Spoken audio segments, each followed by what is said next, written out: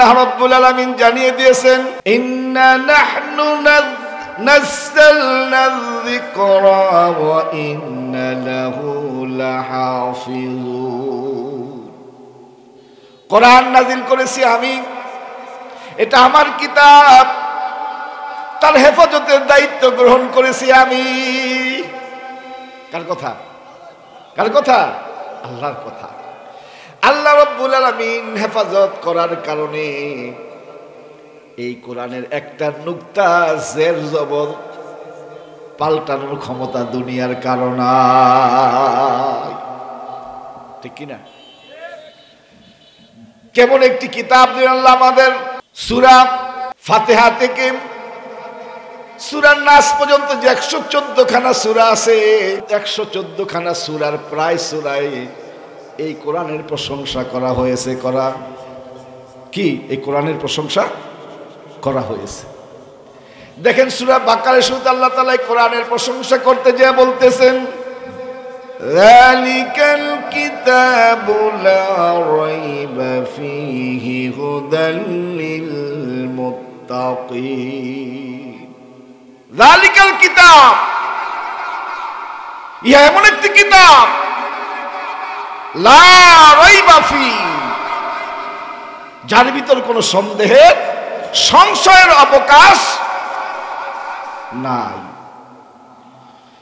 কয়েকটা পরের আয়াতে আল্লাহ তাআলা এই কোরআন সম্পর্কে একটা চ্যালেঞ্জ ছুড়ে দিয়েছেন, ওয়া ইন কুনতুম ফি রাইবিম মিম্মা নাযালনা আলা আবদিনা ফাআতু বিসূরাতিম মিন মিসলি وادعوا شهداءكم من دون الله إن كنتم صادقين وإن كنتم في ريب مما نزلنا على عبدنا فأتوا بسورة। ও দুনিয়ার মানুষ যদি মনে করে এই কোরআনটা দুনিয়ার কারণে বানানো, আমার নবী মুহাম্মদের বানানো, তাহলে তিনিও মানুষ, তোমরাও মানুষ। যদি মানুষের বানানো হয় তাহলে আমার কোরআনের মতো একটা কোরআন বানায় নিয়ে আসো। এই চ্যালেঞ্জ আল্লাহ করলেন ১৫০০ বছর আগে। বলেন তো দুনিয়ার জ্ঞানী গুণী বুদ্ধিজীবী চিন্তাশীল যত শিক্ষিত পণ্ডিত আছে, কেউ এই চ্যালেঞ্জ গ্রহণ করার সুযোগ পেয়েছে? ভবিষ্যতে পারবে? সম্ভব নয়। তারপর আয়াতে আরো সুন্দর ক্লিয়ার কথা বলে দিলেন, ফা ইল্লাম তাফআলু ওয়া লাম তাফআলু, পারবে না, কখনো পারতেছো না, পারবেও না।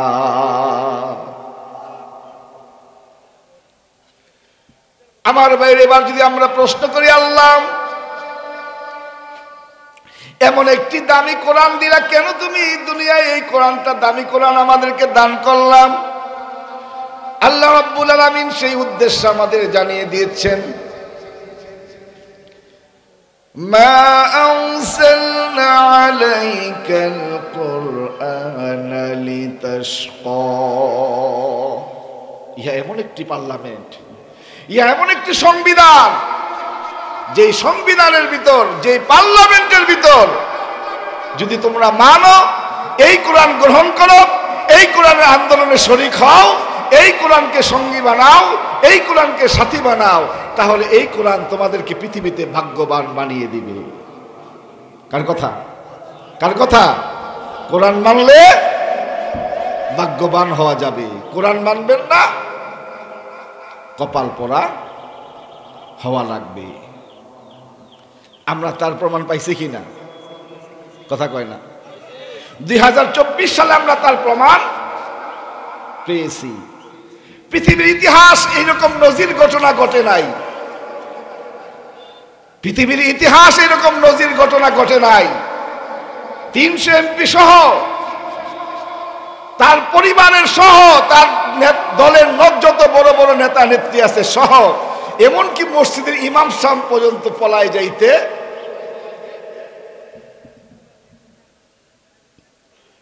কারণ তাদের মূল প্রতিদ্বন্দ্বিতা ছিল, তাদের প্রতিপক্ষ ছিল আল কোরআন এবং যারা কোরআনের দায়ী, ঠিক কি না?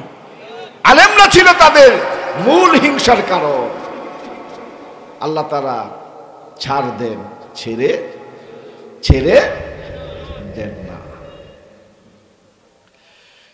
আমার ভাইয়ের, এবার যদি আল্লাহকে কোরআনকে প্রশ্ন করি, কোরআন দুনিয়াতে ভাগ্যবান বানাইবা আল্লাহ বলে দিয়েছেন, আর কি দিবা? কোরআন বলতেছেন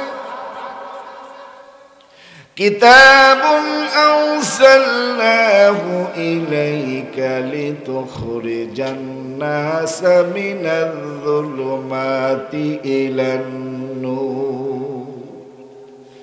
এমন একটি কিতাব আমি নাজিল করেছি,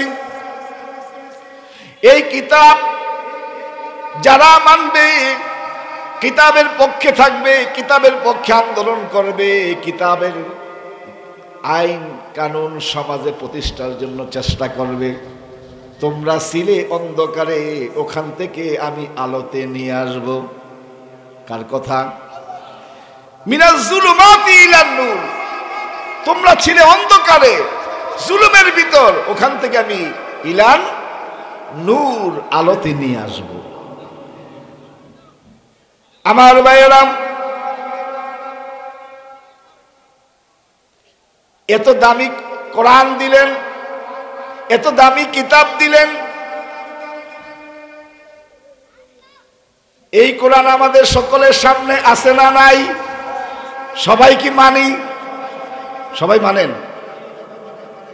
দেখেন, আমাদের দেশে কেন, কোনো পৃথিবীতেই এই কথা কিন্তু আমরা মুসলমানরা বলে না যে না আমরা কোরআন মানি না। এই কোরআনের আয়াতগুলো আল্লাহ কেন নাজিল করছেন, এই আয়াতগুলো মানা যাবে না বলে কেউ বলে না। কিন্তু আসলেই আমরা কোরআনের বিধান কি মানি? বলেন মানি? আমরা মানি না। এমন কি 5 ওয়াক্ত নামাজি, রোজাদার, হজকারী, যাকাত দেনেওয়ালা অনেক আলেমও আছে, কোরআনের সাথে সম্পর্ক নাই। কোরআনের সাথে সম্পর্ক থাকলে লাভ সবাই বুঝি, সবাই বুঝি কিনা, কিন্তু ক্ষতিটা কি জানেন? ক্ষতিটা জানেন? আজকে আমার মূল আলোচনার বিষয়বস্তু হচ্ছে এই কোরআনের বিপক্ষে গেলে, কোরআনের সাথে না থাকলে ক্ষতিটা কি, নুকসানটা কি, লস কি, এটাই হচ্ছে আমার মূল আলোচনার বিষয়।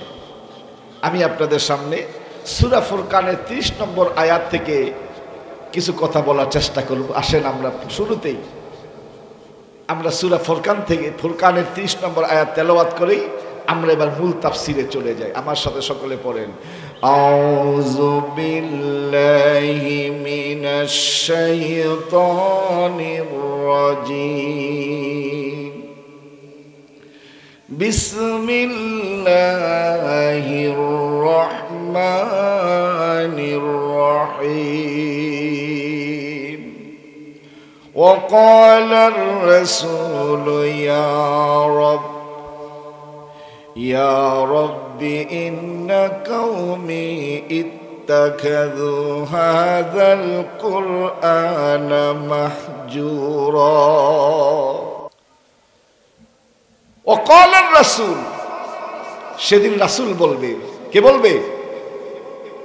জবাব দিলে ভালো হয়। কে বলবে? রাসূল বলবে। কাল কিয়ামতের ময়দানে আল্লাহ তাআলা একটা আদালত কায়েম করবেন। কি কায়েম করবেন? কি কায়েম করবেন? আদালত কায়েম করবেন। যেই আদালতের দর্শক, শ্রোতা, জনসংখ্যা, জনগণ, বিচার প্রার্থী কারা হবে? দুনিয়ার সকল মানুষ, শুরু থেকে আদম থেকে শুরু করে একবার সর্বশেষ ব্যক্তি এই দুনিয়াতে যিনি সর্বশেষ মারা যাবেন, ওই ব্যক্তিটা পর্যন্ত এইরকম কি কোটি কোটি মানুষ ওই আল্লাহর আদালতে সেদিন আমরা সবাই কি হব? দণ্ডায়মান হব, দাঁড়িয়ে যাব। আল্লাহ রাব্বুল আলামিন যখন আদালত কায়েম করবেন, ওই আদালতের যিনি চিফ জাস্টিস, প্রধান বিচারপতি হবেন স্বয়ং আল্লাহ তাআলা। কে কে? এই জন্য আল্লাহর একটা নাম কি? হাকিম আছে না? আল্লাহর একটা নাম বিচারক। আমরা বলি না হাকিম মুক্তার? হাকিম মানে কি? বিচারক। আল্লাহ রাব্বুল আলামিন সেদিন যে আদালত কায়েম করবেন, ওই আদালতের চিফ জাস্টিস প্রধান বিচারপতি হবেন কে? আল্লাহ তাআলা। প্রধান কৌশলী, প্রধান প্রসিকিউটর, ব্যারিস্টার হবেন আপনার আমার নবী, নবীদের সর্দার সাইয়্যিদুনা নবিয়ুনা নবী মুহাম্মদুর রাসূলুল্লাহ সাল্লাল্লাহু আলাইহি ওয়াসাল্লাম। সেদিন আল্লাহর ওই আদালতে রাসূল সাল্লাল্লাহু আলাইহি ওয়াসাল্লাম একটা মামলা দায়ের করবেন। কি দায়ের করবেন? সবাই বললে একটু ভালো হয়। কি দায়ের করবেন? আচ্ছা চিন্তা করেন তো, বিচারপতি আল্লাহ, বিচার যিনি মামলাটা দিবেন তিনি কে? নবী মুহাম্মদুর রাসূলুল্লাহ সাল্লাল্লাহু। এই মামলা কি খারিজ হবে না টিকে থাকবে? বুঝেন নাই? বুঝানোর জন্য বলি, এটা আবার ওইভাবে নিয়েন না। এখন মনে করেন আমাদের দেশের প্রধান উপদেষ্টাকে ডক্টর ইউনূস, এখন তার নিয়ে যদি একটা মামলা দায়ের করে, তাহলে আমাদের দেশের বিচারপতি যারা আছে ওই মামলাটা খারিজ করে দিতে মানে পারবে? দিবে?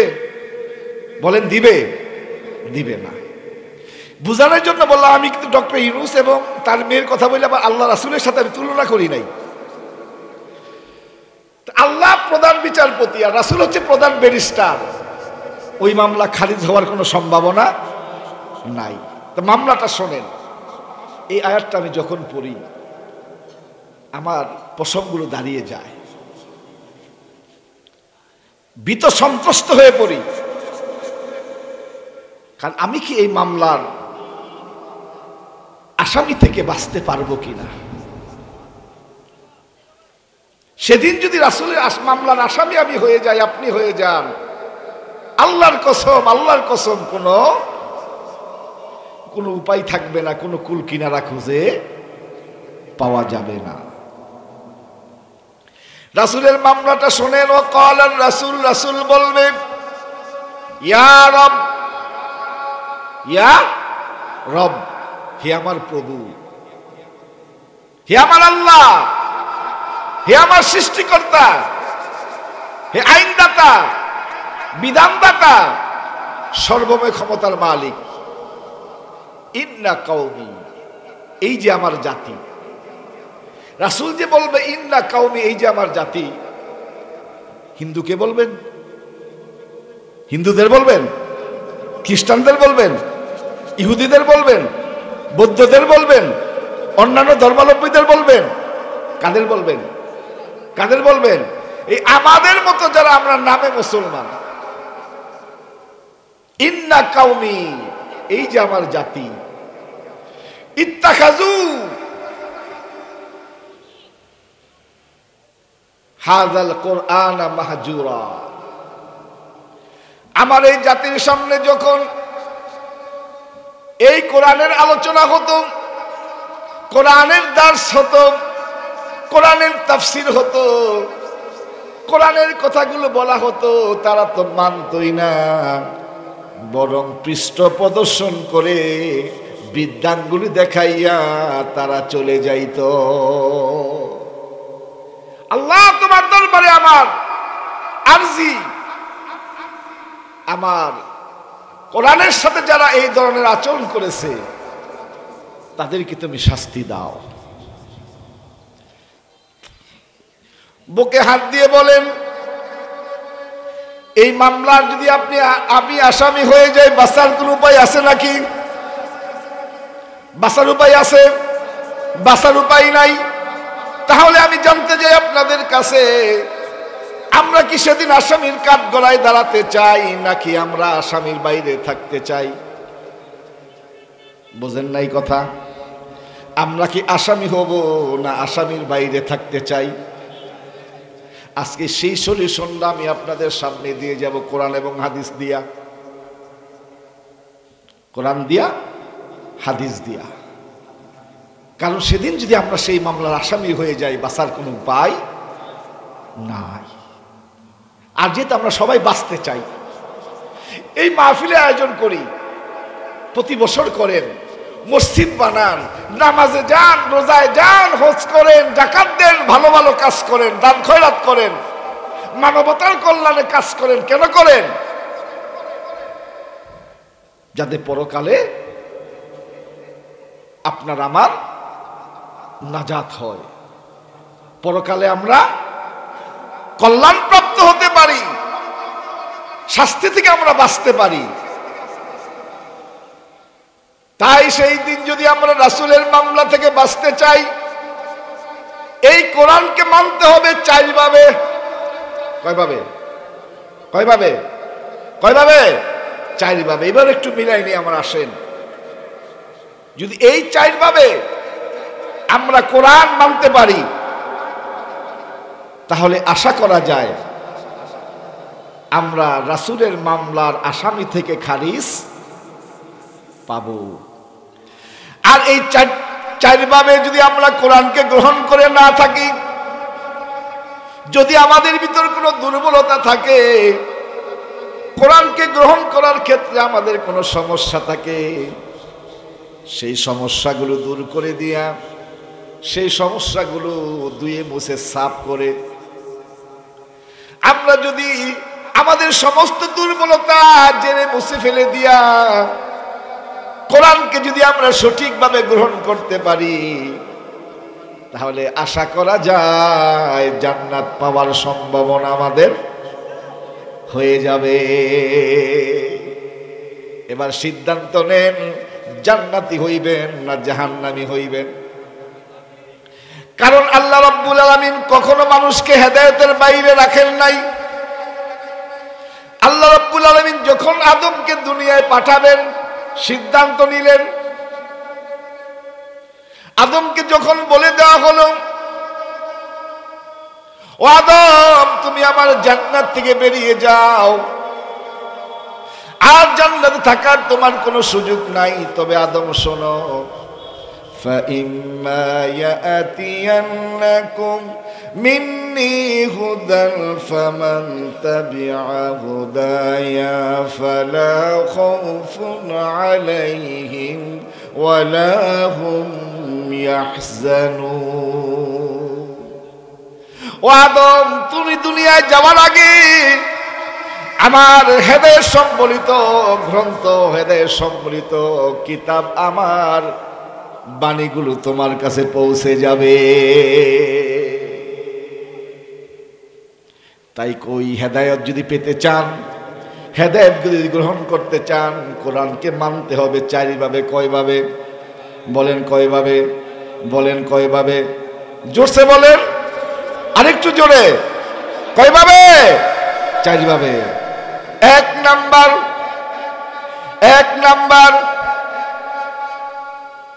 ওয়ান, নাম্বার কি? ওয়ান, এই কোরআন পড়তে হবে।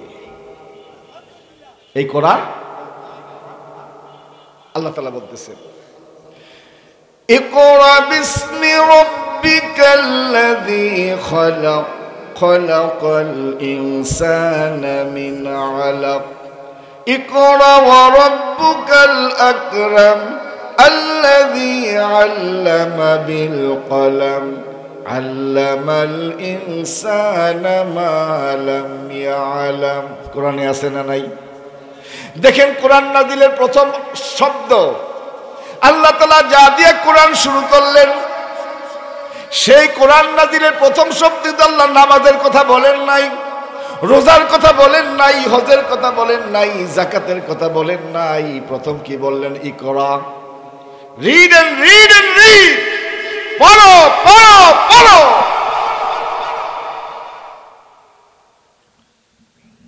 এবার যদি আমি হাত তুলতে বলি, এই যে আমরা যারা উপস্থিত আছি এই ময়দানে, কয়জন আমরা কোরআন শরীফ পড়তে পারি? হাত তুলতে বলি নাই, লজ্জা দিতে আমি চাই না। হাত কি বেশি উঠবে না কম উঠবে? আহা, কপাল পোড়া জাতি আমরা। আমাদের সামনে এইরকম কোরআন থাকার পরেও সেই কোরআনটা আমরা পর্যন্ত পড়তে পারলাম না। দুনিয়ার কত কিছু শিখি, এই দুনিয়ায় চলার জন্য কত ভাষা শিখি, কত কিছু করি, কিন্তু আমার নিজকে চালানোর জন্য, পরকালকে হাসিল করার জন্য, জান্নাত পাওয়ার জন্য, দুনিয়ার জন্য যে পেরেশানি, পরকালের জন্য কি সেই পেরেশানি আছে?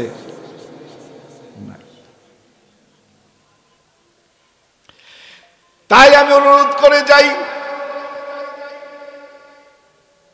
বলবেন হুজুর বয়স অনেক হয়ে গেছে, শিক্ষার কোনো বয়স নাই। মিনাল মাহার ইলান নাহার, দোলনা থেকে কবর পর্যন্ত শিক্ষার বয়স।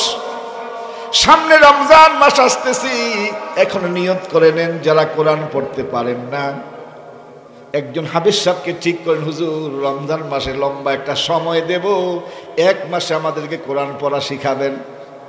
শুরু করেন। বরকত দেওয়ার মালিককে বলেন, মালিককে। দেখেন কোরআন এমন একটি গ্রন্থ, সরায় সরায় লিখতে পারে না, ABCD লিখতে পারে না, আলিফ বা তাসা লিখতে পারে না, অথচ শুধু মসজিদগুলোতে যাওয়ার কারণে, 5 ওয়াক্ত নামাজের জামাতের সাথে আদায় করার কারণে অনেকগুলো সূরা আল্লাহ তাআলা আমাদের অন্তরের ভিতর গেঁথে দিয়েছেন, ঠিক কিনা বলেন তো? সূরা ফাতিহা কি আমরা একের হুজুরের কাছ থেকে পাই টু পাই শিখছি নাকি? হয়তো হুজুরের পিছনে নামাজ পড়তে পড়তে কয়েকটা সূরা আমাদের মুখস্থ হয়ে গেছে। এই জন্য আপনি শুরু করেন, বরকত যিনি দিবেন তিনি কে?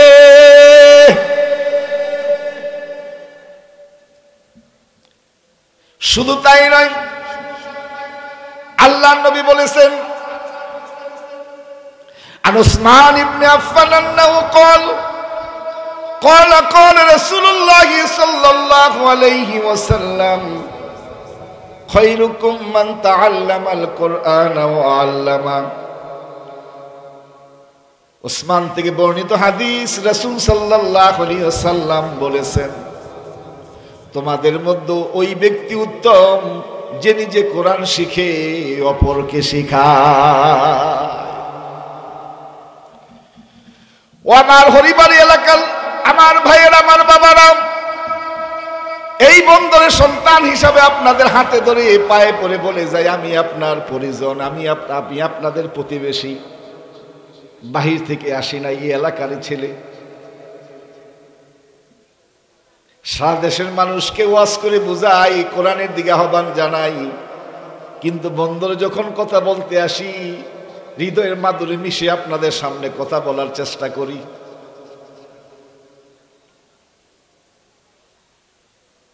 কারণ আপনারা আমার প্রতিবেশী, আমার পরিজন, অনেকে আছে আত্মীয় স্বজন।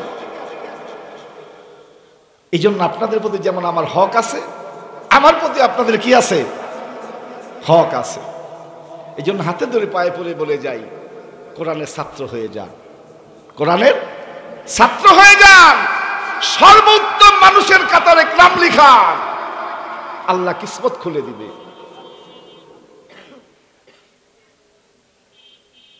আল্লাহ কিসমত। তাহলে কি আমরা সিদ্ধান্ত নিতে পারবো? এখন ইনশাল্লাহ জোর কিন্তু নাই।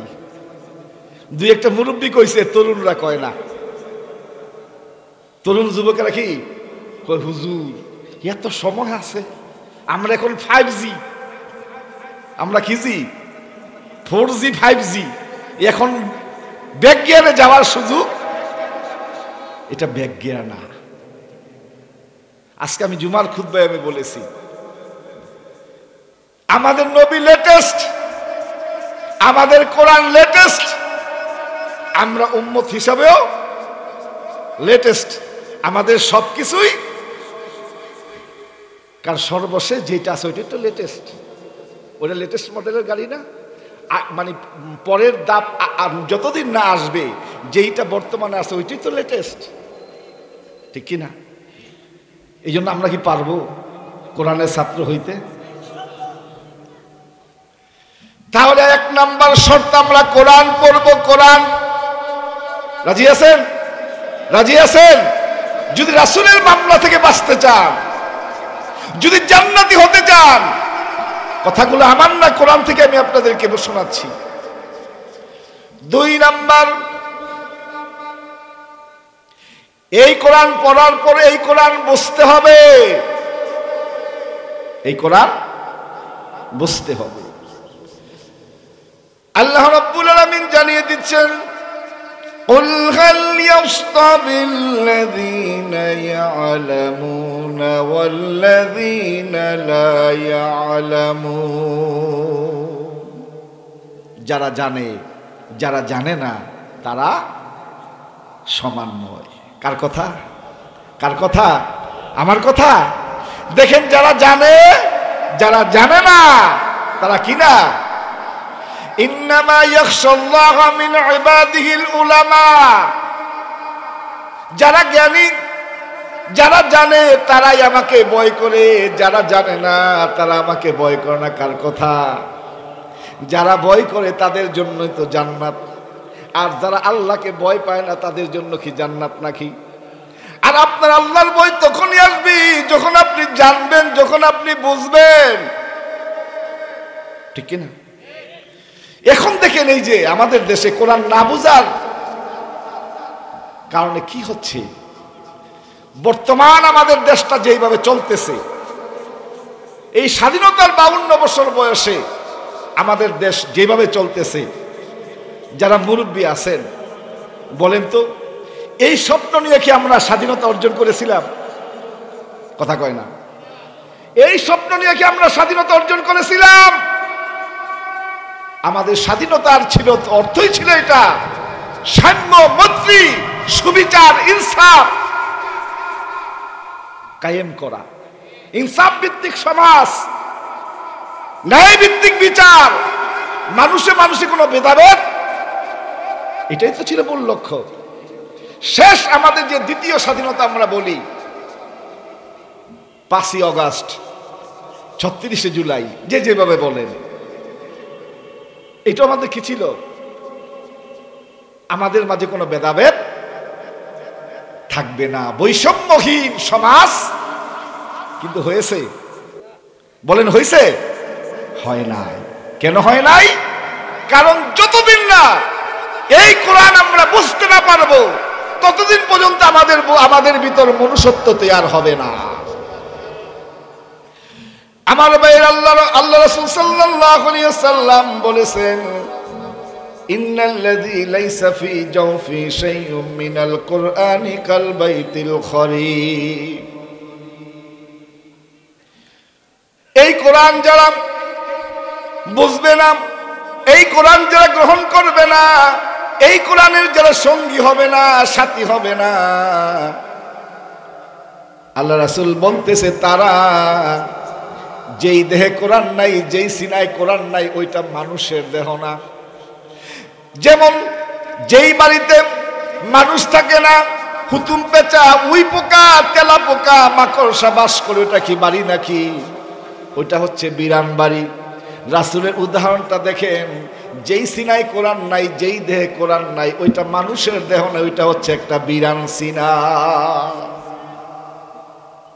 তাই আমরা কোরআন বুঝবো, কোরআন বুঝবো। 1 নাম্বার কি?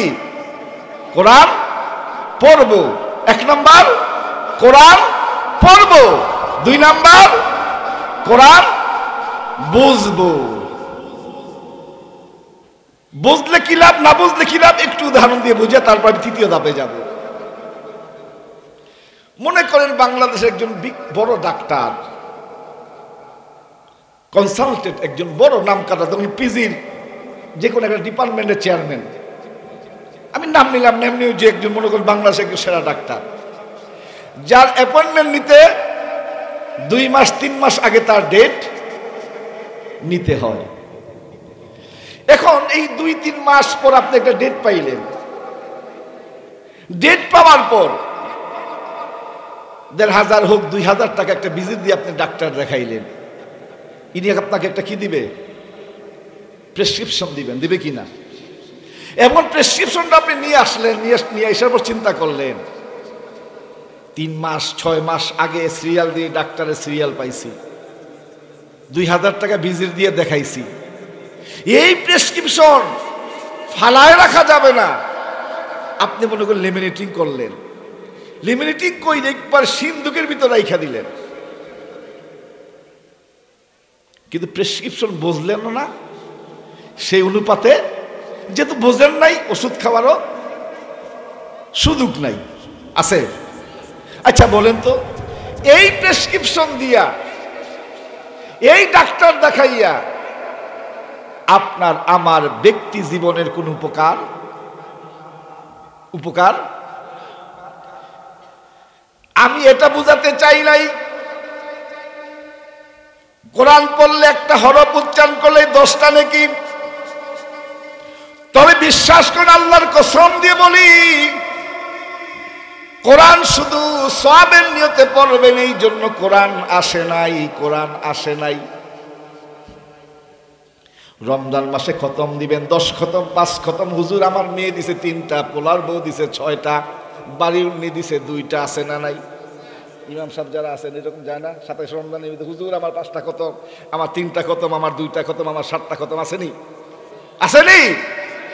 আচ্ছা, এই যে মেয়ে 3টা খতম দিল, ছেলের বউ 5টা দিল, বাড়ির উনি 2টা দিল, ওই কোরআনের ভিতর সূরা নূর নাই, সূরা আহজাব নাই। সূরা নূর আল্লাহ কি দিতে, মানে কি জন্য তো করছেন, এটা নাজিল করছেন? পর্দা করবেন নাকি? এই জন্য না? সূরা নূর আহজাবের অধিকাংশ বক্তব্যই পর্দা সম্বলিত, নারীদের নিয়া, ঠিক কি না? কিন্তু এই যে 5 খতম 3 খতম 2 খতম দিল, যে মেয়েটা দিল, যে বউটা দিল, যে বাড়ি উন্নি দিল, অন্যভাবে নিয়েন না, কথাটা রাগ করেন না। এই 5 খতম 3 খতম 2 খতম দিয়া তাদের মাঝে কোনো পরিবর্তন আইছে? বলেন আইছে? বলেন আসে? যদি বুইজা একটা খতম দিত, আল্লাহ কি বলেছেন, এটা না করলে এটা, এটা না করলে এই শাস্তি, এটা মানলে এই শান্তি, পরিবর্তন তার ভিতর আসতে বাধ্য। আমি এই কথাটা বোঝাতে চেয়েছি, বুঝতে পারছেন তো? কারণ আমাদের দেশে আবার সমস্যা আছে, আকপিসের কথা কাইটা মাঝখানে একটা কথা দিয়া ফেসবুকে একটা, মানে সোশ্যাল মিডিয়া একটা ট্যাগ লাগাই দেয়, এরপর আর কিছু আলেম বোঝে না বলতে একটা কাফের ফতুয়া দিয়া দেয়, যেন হ্যাঁ কাফেরের, মানে কাফের ফতুয়া দেওয়ার কি নিয়ে আইছে। আমরা এই সমস্ত খারাপি থেকে আল্লাহ আমাদের হেফাজত করুন, বলি আমিন। 3 নাম্বার, এই কোরআন মানতে হবে। কি করতে হবে? এই কোরআন মানতে হবে। দেখেন যারা মানছে তারা কোন পর্যায়ে পড়ছিলেন। রাসূল একজন সাহাবীর নাম আমর ইবনে জুমহু।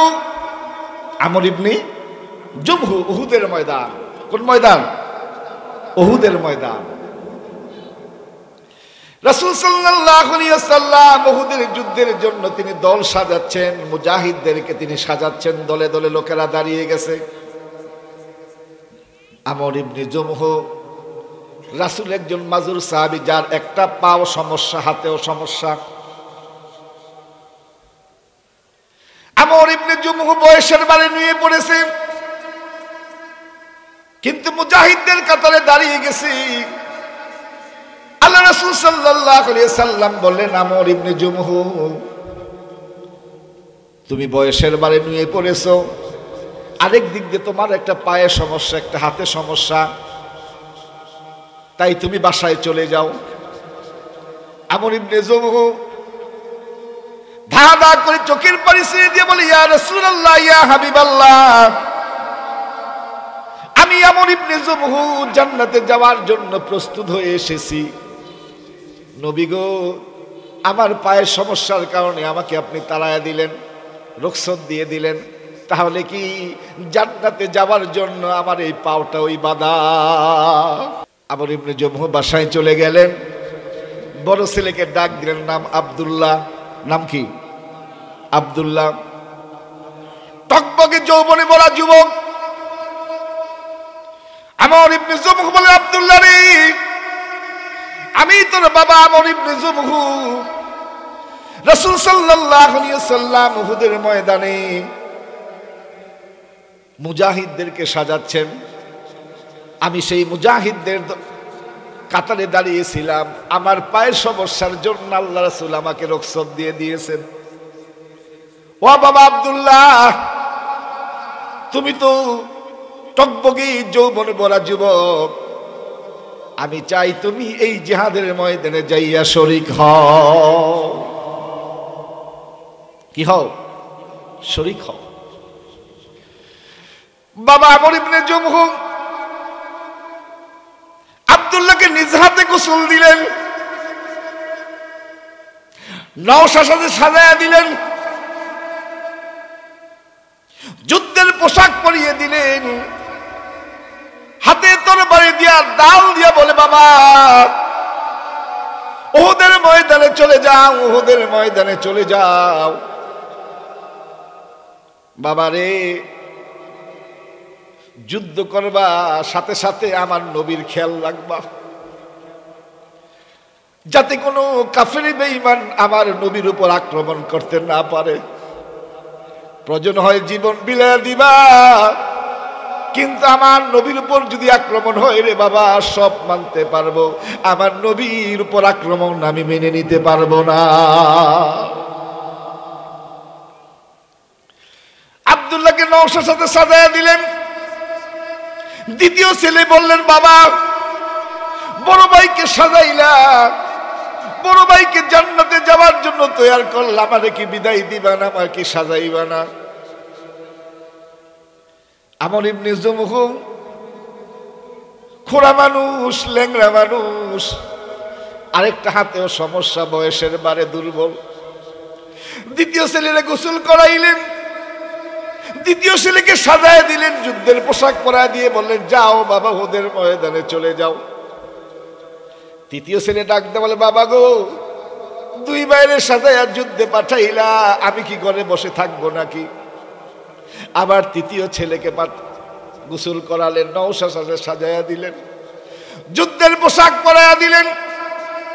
তিন ভাইকে ডাক দিয়ে বললেন, রে বাবা, যুদ্ধের ময়দানে যাইবা, তোমাদের আরেকটা বাড়তি দায়িত্ব দিয়ে দিলাম। তোমরা তিন ভাই রাসূলের সামনে ঢাল হয়ে, প্রাচীর হয়ে দাঁড়িয়ে থাকবা। আমার নবীর উপর যদি আক্রমণ আসে গায়ে নিবা, আমার নবীর উপর কোনো আক্রমণ বরদাস্ত আমি করতে পারবো না। তিন ভাইকে সাজায়া দিলেন। একবারে ছোট্ট ছেলে, 7, 8, 9 বছর এরকম ছেলে ডাক দিয়ে বলে, বাবা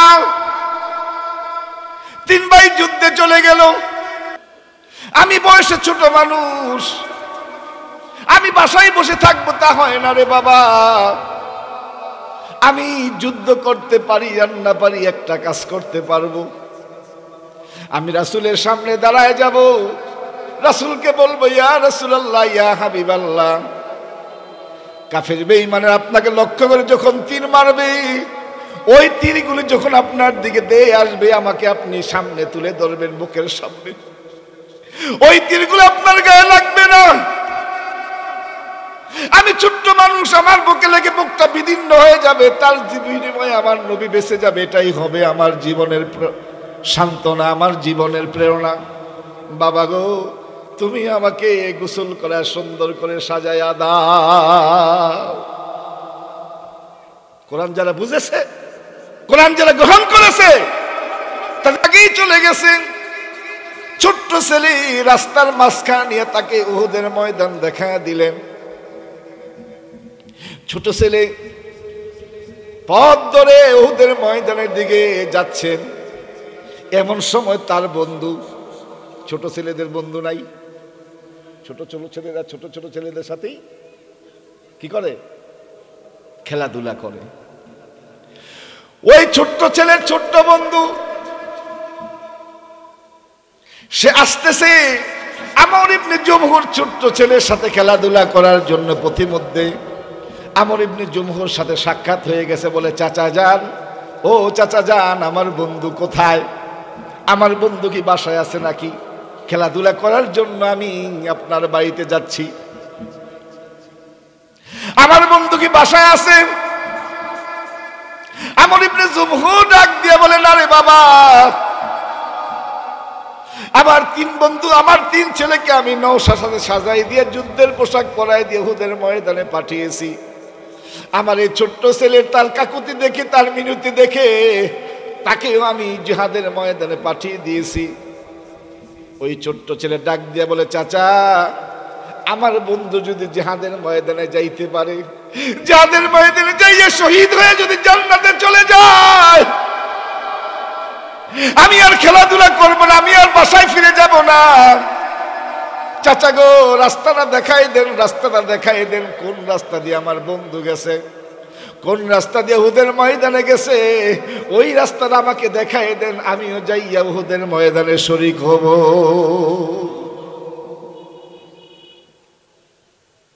ছোট্ট ছেলের অবস্থা দেখে আমর ইবনে জমহু বাড়িতে ফিরে আসলেন।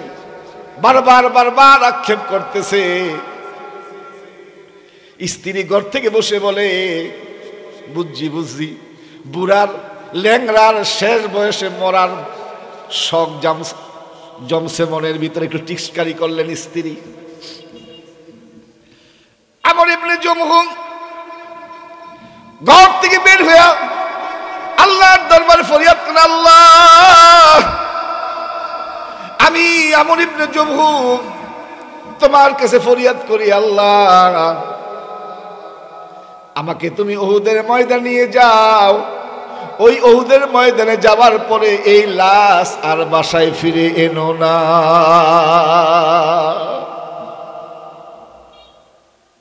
আমর ইবনে জমহু চলে গেলেন উহুদের ময়দানে। তিন ছেলে দাঁড়িয়ে আছে রাসূলকে ডাল প্রাচীর হয়ে। আল্লাহ রাসূল আমর ইবনে জমহুকে দেখে বলে, আমর ইবনে জমহু রে, তোকে তো রুখসত দিয়ে দিয়েছি, আবার কেন আসলি? আমর ইবনে জমহু বলে, ইয়া রাসূলুল্লাহ, ইয়া হাবিবাল্লাহ, ঘরে বসে থাকতে পারি নাই। নবী গো, একটা কাজ করতে পারি। আমার ছেলে আব্দুল্লাহ গায়ে অনেক শক্তি, এই আব্দুল্লাহ যদি আমাকে ঘোড়ার উপর বসাই দিয়া ঘোড়ার লাগামের সাথে আমার পাওটা বেঁধে দেয় শক্ত করিয়া, তাহলে আমার পাওটা নড়বে না, পাওটা নড়াচড়া করবে না, আমি তাহলে ঠিক মতো যুদ্ধ করতে পারবো, কাফের বেঈমানদেরকে আমি জাহান্নামে পাঠাইতে পারবো। হুজুর, ছোট ছোট ছেলে মেয়েরা জিহাদের ময়দানে চলে আসছে যুদ্ধ করার জন্য, আমি আমর ইবনে জমহু কেমনে বাসায় বসে থাকি? রাসূল সাল্লাল্লাহু আলাইহি ওয়াসাল্লাম আমর ইবনে জমহুর কাকুতি মিনতি দেখিয়া, তার মনের অবস্থাটা অনুধাবন করিয়া আল্লাহর নবী তার ছেলেকে ডাক দিয়ে বলে, আব্দুল্লাহ, আমার আমর ইবনে জমহুকে ঘোড়ার পিঠে বসায়া দাও, ওই ঘোড়ার লাগামের সাথে তার পাওটা জোর করে বেঁধে দাও। আমর ইবনে জমহু লাগামের সাথে যখন পাওটা টাইট করে বেঁধে দিলেন, যাতে পাওটা নড়াচড়া করতে না পারে, ডিস্টার্ব না করে, জিহাদের ময়দান, যুদ্ধের ময়দান শুরু হয়ে গেল। কাফের বেঈমানেরা আল্লাহর নবীকে লক্ষ্য করে তীর যখন নিক্ষেপ শুরু করলেন, একাই আবু তালহা রাসূলের সামনে দাঁড়িয়ে আছেন, তার পিঠে এসে তীরগুলো বিঁধতেছে, তার মুখটা রাসূলের সামনে দেওয়া। তীর বিঁধে ফিনকি দিয়া রক্ত বেরোয়, কিন্তু মুখের ভিতর হাসির আভা নষ্ট হয় না। বলেন তো, আঘাত পাইলে, রক্ত পাইলে মুখে কি হাসি থাকে? কথা কয় না, হাসি থাকে। কিন্তু আবু তালহা ভাবে, আমার যদি মুখের থেকে হাসিটা চলে যায়, আমার যদি মনের কষ্টের আভাটা ফুটে ওঠে, কষ্টের কোন ইলাপ চিহ্ন যদি আমার চেহারার ভিতর স্পষ্ট হয়ে ওঠে, তাহলে রাসূল কষ্ট পাবে, রাসূলের মনে আঘাত লাগবে। একটা একটা করে তীর বিঁধে, কিন্তু তার মুখ থেকে হাসি নষ্ট হয় না। একা আবু তালহার পিঠে ৩৯টা তীর বিঁধে, আরেক জায়গায় এসেছে ৭২টা তীর একাই একজনের পিঠে বেঁধেছে, কিন্তু তার মুখ থেকে হাসি একটা মিনিটের জন্য হাসির আভা নষ্ট হয় না। কিরকম ভালোবাসতেন সাহাবীরা আমার নবীকে। ওই ভালোবাসা কি আমাদের আছে? বলেন আছে? রাসূলের উম্মত আমরা দাবি করি, রাসূলের প্রতি আমাদের সর্বোচ্চ প্রায়োরিটির ভালোবাসা থাকতে হবে আমার নবীর জন্য। নবীর সুন্নাত আমাদের ৩.৫ হাত বডির ভিতর নিয়ে আসতে হবে। আমার পরিবারের ভিতর, আমার সমাজের ভিতর, আমার রাষ্ট্রের ভিতর রাসূলের সুন্নাতের বিধানগুলো চালু করলেই এটাই হবে রাসূলের ভালোবাসা। যুদ্ধের ময়দান, যুদ্ধ চলতে ৩ ভাই বীর বিক্রমে যুদ্ধ করতেছে। আমর ইবনে জুমহু যুদ্ধ করতে করতে কাফের বেঈমানদের মাঝখানে চলে গেলেন। অনেক কাফের বেঈমানকে জাহান্নামে পাঠাই দিয়া এক সময় কাফের বেঈমানেরা আরেকটা পায়ের মধ্যে আঘাত করলেন, পা তার শরীর থেকে বিচ্ছিন্ন হয়ে গেল। বাম পা আঘাত করলেন, বাম পা শরীর থেকে বিচ্ছিন্ন হয়ে গেল। ডান হাতে আঘাত করলেন, ডান হাত শরীর থেকে বিচ্ছিন্ন হয়ে গেল। বাম হাতে আঘাত করলেন, বাম হাতটা শরীর থেকে বিচ্ছিন্ন হয়ে গেল। আমর ইবনে জুমহু ঘোড়ার পিঠ থেকে পড়ে জমিনে পড়ে গেলে। তার আর একজন বন্ধু ছিল আমর। হযরতে আমর দৌড়ে আসলেন বন্ধুকে বাঁচাইবার জন্য, কিন্তু বাঁচাইতে পারলেন না। কাফের বেঈমানদের মাঝখানে পড়ে গেলেন, উনিও শহীদ হয়ে গেলেন।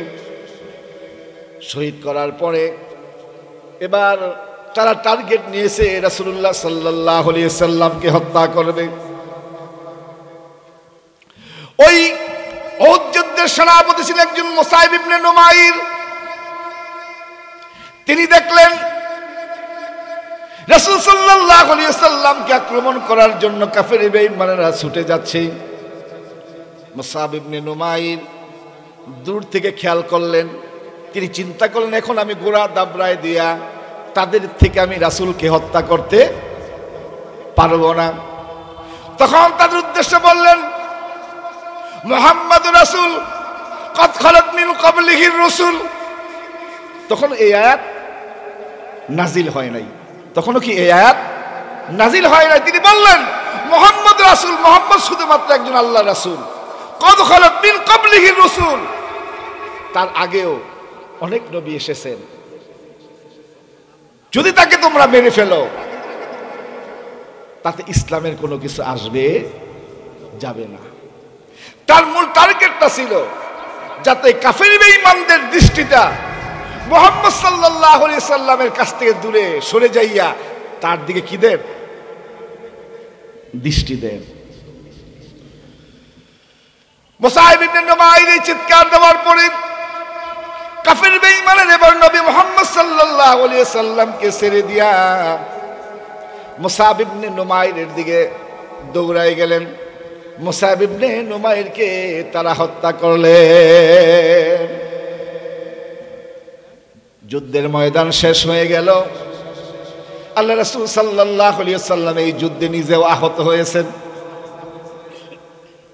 আমি যুদ্ধের ইতিহাস শুধু আপনাদেরকে শোনাচ্ছি না। কোরআন যারা মানবে, কোরআনের পক্ষে যারা থাকবে, তাদের মর্যাদা কত, তাদের সম্মান কত। আল্লাহ রাসূল সাল্লাল্লাহু আলাইহি ওয়াসাল্লামের কানে খবর দেওয়া হল, হুজুর আপনার মুসাইব ইবনে নুমাইর এই দুনিয়ার বেঁচে নাই। উহুদ যুদ্ধের আরেকটা কথা, ওই উহুদের ময়দানে আল্লাহর নবী যখন মুজাহিদ বাহিনী সাজাচ্ছেন, তখন রাসূল একজন সাহাবী নাম হানজালা, তিনিও কাতারে এসে দাঁড়ালেন মুজাহিদদের কাতারে।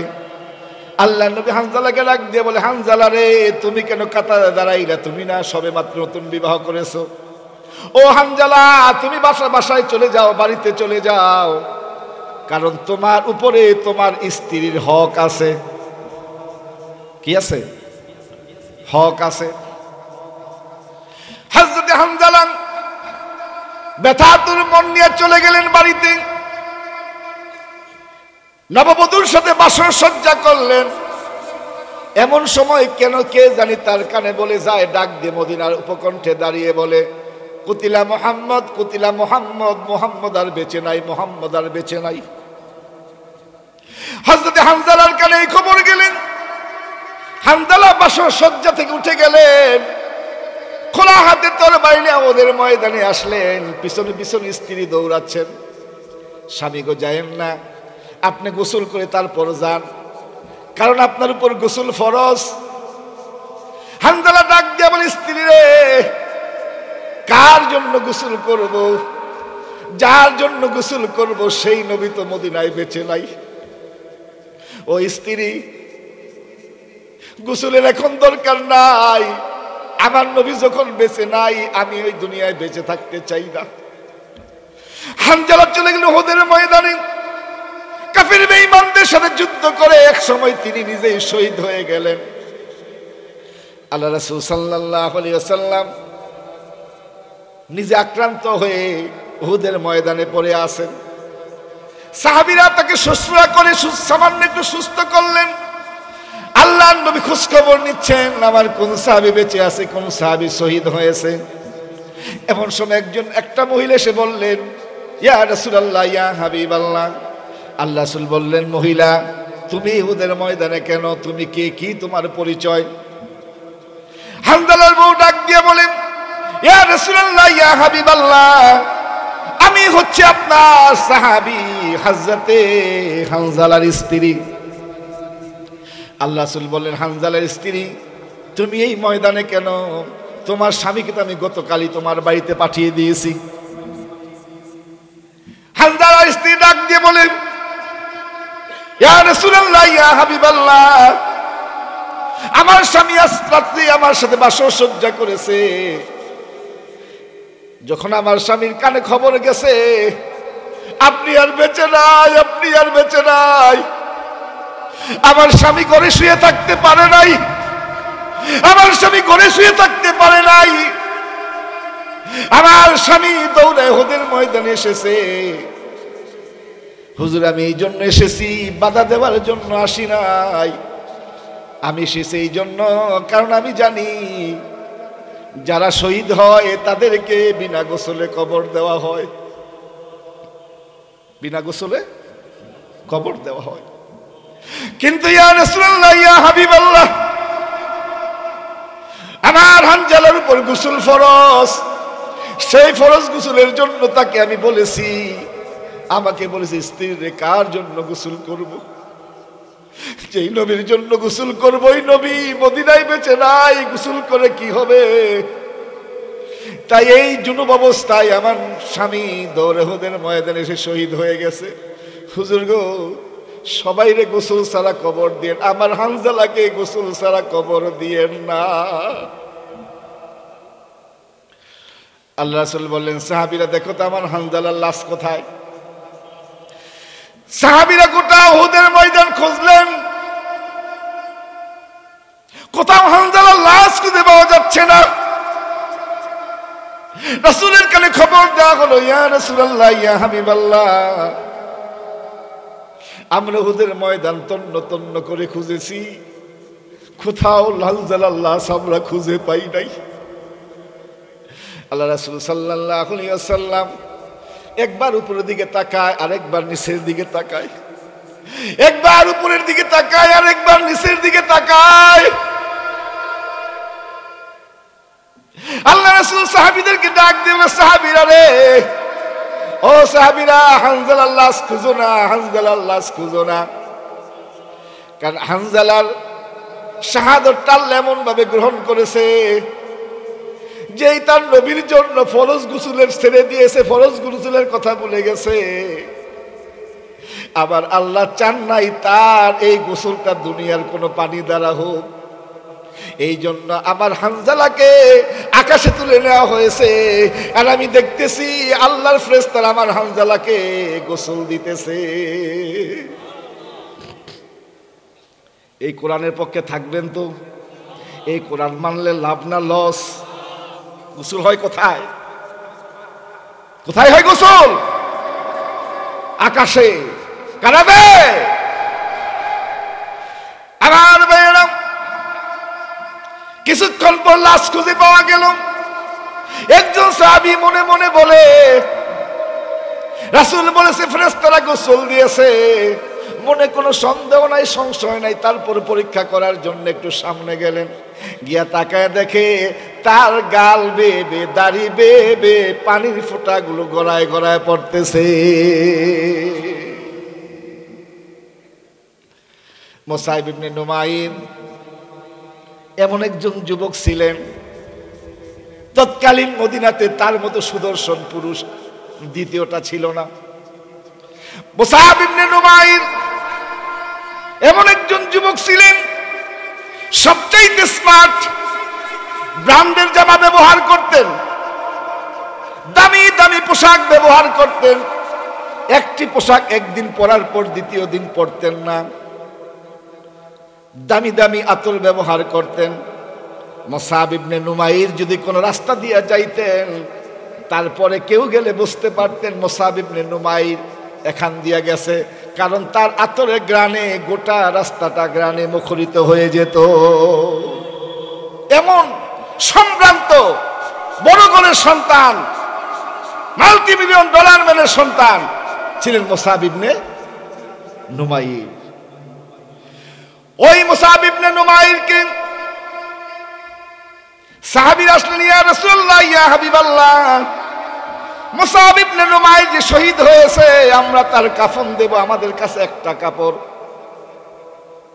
কাপড়টা এত ছোট, মাথা ডাকলে পা বেরিয়ে আসে, পা ডাকলে মাথা বেরিয়ে আসে। আমরা এখন কি করব? আল্লাহর নবী ডাক দিয়া বলে, ও আমার সাহাবীরা রে, আমার মুসাইব ইবনে নুমাইরের মাথাটা দেখে দাও, আর যে পাওটা খোলা থাকে তার উপর তোমরা কিছু ঘাস দিয়ে দাও। রাসূল এই কথাগুলো বলতে চান, দাদা করে চোখের পানি ছেড়ে দিয়েছে।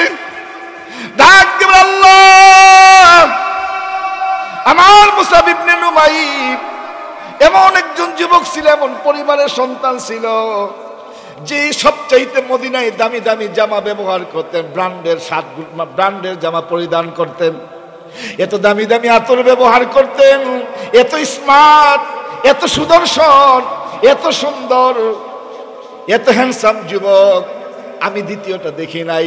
আজকে ইসলাম গ্রহণ করার কারণে একটা কাফনের কাপড় দেওয়ার মতো ক্ষমতা আমার হইল না। আল্লাহ রাসূল সাল্লাল্লাহু আলাইহি ওয়াসাল্লাম দুইজন ব্যক্তির মৃত্যুতে সবচাইতে বেশি কেঁদেছিলেন। এই একজন ছিলেন হযরত মুসাইব ইবনে নুমাইর। আল্লাহ রাসূল সাল্লাল্লাহু আলাইহি ওয়াসাল্লাম বললেন, সাহাবীরা রে, আমার মুসাইব ইবনে নুমাইরকে নিয়ে আসো, আমি নিজে তার কবরে তার লাশটা আমি নিজে রাখবো। সাহাবীরা নিয়ে আসলেন। রাসূল সাল্লাল্লাহু আলাইহি ওয়াসাল্লাম মুসাইব ইবনে নুমাইরকে নিজ হাতে গ্রহণ করে বুকের সাথে এইভাবে জড়াই দিলেন, যেইভাবে একটা মা তার সন্তানকে বুকে জড়ায় নেয়। আর ডাক দিয়ে বলে, আল্লাহ, আমার মুসাইব ইবনে নুমাইর এখন পর্যন্ত আমি তার উপর রাজি খুশি ছিলাম। ও আমার আরশের মালিক আল্লাহ, আমার মুসাইব ইবনে নুমাইর ইসলাম গ্রহণ করার কারণে আমি একটা কাফন পুরা দিতে পারলাম না, গাছ দিয়ে তাকে দাফন করে দিচ্ছি। আয় আল্লাহ, আমি মুসাব ইবনে নুমাইরের উপর খুশি ছিলাম, আমার আল্লাহ গো তুমিও আমার মুসাব ইবনে নুমাইরের উপর খুশি হয়ে যাও। হযরত আব্দুল্লাহ ইবনে মাসউদ যখন এই কথাগুলো শুনলেন, তিনি বুক চাপড়াইতেছে আর কাঁদতেছে। আব্দুল্লাহ ইবনে মাসউদ ডাক দিয়ে বলে, মুসাব ইবনে নুমাইরের ভাগ্যটা কত ভালো, নসিবটা কত ভালো। আজকে যদি এই জায়গায় মুসাব ইবনে নুমাইর না হই আমি আব্দুল্লাহ ইবনে মাসউদ হইতাম, তাহলে আমার কপালটা কত ভালো হয়ে যাইত। কারণ নবী বলেছেন, আমি মুসাব ইবনে নুমাইরের উপর এখন পর্যন্ত আমি রাজি খুশি ছিলাম, আমার আল্লাহ তুমিও রাজি খুশি হয়ে যাও। ওই আল্লাহকে কি রাজি করতে চান? বলেন চান?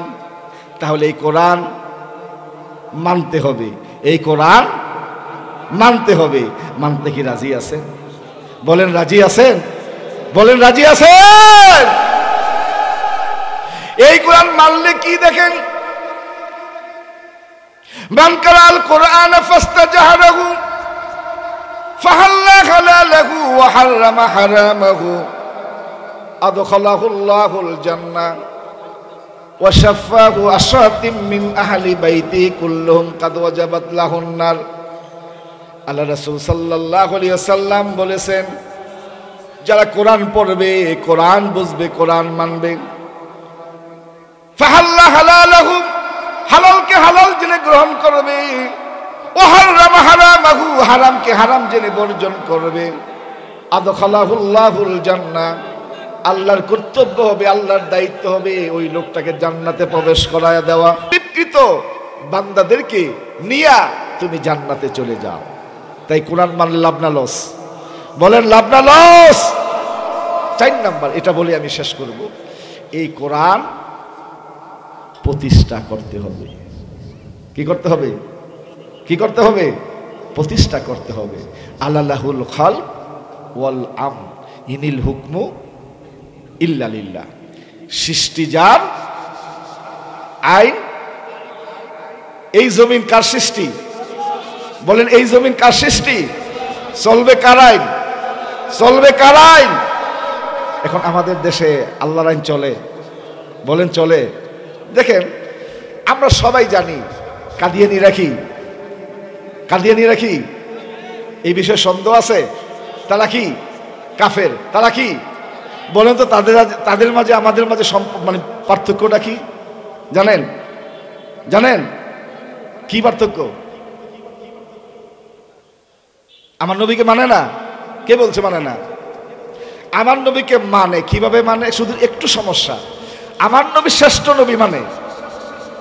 আমার নবী শ্রেষ্ঠ নবী মানে, মানে না 3টা হরফ। কয়টা হরফ?